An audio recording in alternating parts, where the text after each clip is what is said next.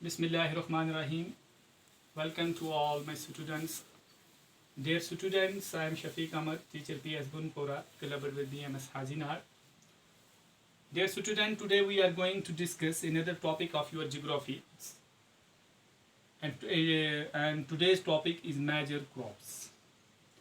Dear students, in previous video, in previous class, we learned the different types of crops. Now today we are going to discuss the major crops.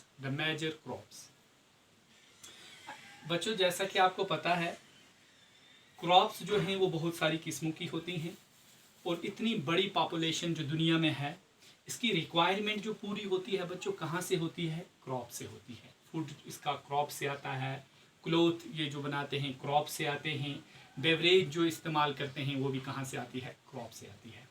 तो बच्चों, a large variety of crops are grown to meet the requirements of growing population. बहुत सारी अलग अलग varieties of crops को grow किया जाता है।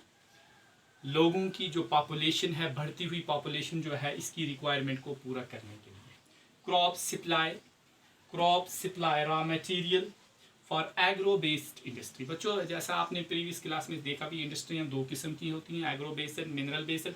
एग्रो बेस्ड इंडस्ट्री उसको कहते हैं जिसका रॉ मटेरियल एग्रीकल्चर से आता हो।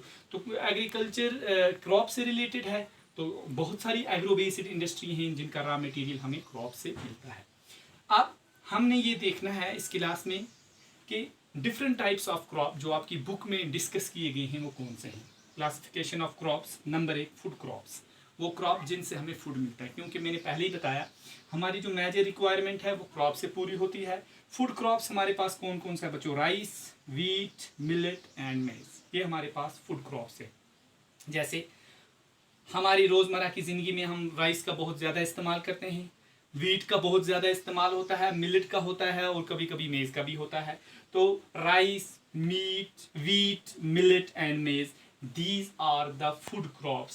They fulfill our basic requirement of food. ये हमारी फूड रिक्वायरमेंट को क्या करती हैं? पूरा करती हैं। कौन कौन सी क्रॉप बच्चों? राइस जिनको हम चावल कहते हैं, वीट जिसे हम गंदम कहते हैं जिसका आटा बनता है, मिलेट जिसको हम बाजरा कहते हैं और मेज जिसे हम मक्की कहते हैं। दूसरी जो क्रॉप है बच्चों वो है फाइबर क्रॉप्स। फाइबर क्रॉप्स उन क्रॉप्स को कहते हैं जिन क्रॉप्स की मदद से हम कपड़ा वगैरह बनाते हैं। जैसे हमारे पास कॉटन है, जूट है। कॉटन और जूट को क्या करते हैं? बहुत सारी प्रोसेसिंग से इनको गुजरना पड़ता है, फिर एक इनका यार्न बनता है, धागा बनता है, उससे फिर कपड़ा वगैरह बनता है। तो जो भी हम कपड़े लगाते हैं मेजर ये ज़्यादा कहाँ से आते हैं? ये क्रॉप से बनाए जाते हैं। और इन क्रॉप्स को क्या कहा जाता है? फाइबर क्रॉप कहा जाता है, जैसे कॉटन है और जूट है। फिर तीसरी किस्म की क्रॉप जो आपकी बुक में डिस्कस की गई है वो है बेवरेज क्रॉप। बच्चों, बेवरेज क्रॉप किसे कहते हैं? बेवरेज क्रॉप वो क्रॉप होती है जिनको मशरूब के तौर पर इस्तेमाल किया जाता है।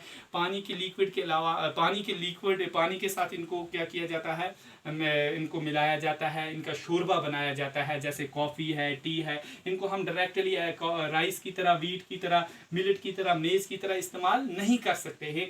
इनको हम लिक्विड की सूरत में इस्तेमाल करते हैं। तो इस किस्म की क्रॉप जिसको लिक्विड की सूरत में इस्तेमाल किया जाए इसको बेवरेज क्रॉप कहते हैं। जैसे हमारे पास कॉफ़ी है और टी है। तो कुल मिला के यहाँ पर हमने ये सीखा कि मेजर टाइप्स ऑफ क्रॉप्स कौन कौन सी हैं। तो मेजर टाइप्स ऑफ क्रॉप हमारे पास 3 किस्म की हैं बच्चों। फूड क्रॉप जिनसे हमारी फूड रिक्वायरमेंट आती है, हमें खाने के लिए चावल वगैरह। फाइबर क्रॉप जो हमारी क्लोथ रिक्वायरमेंट को पूरा करते हैं। और बेवरेज क्रॉप जैसे कॉफ़ी है, टी है, तो ये इनको बेवरेज क्रॉप कहा जाता है। इनसे हम क्या बनाते हैं? मशरूब बनाते हैं और उनको इस्तेमाल करते हैं। तो ये आज की हमारी क्लास थी। Thank you.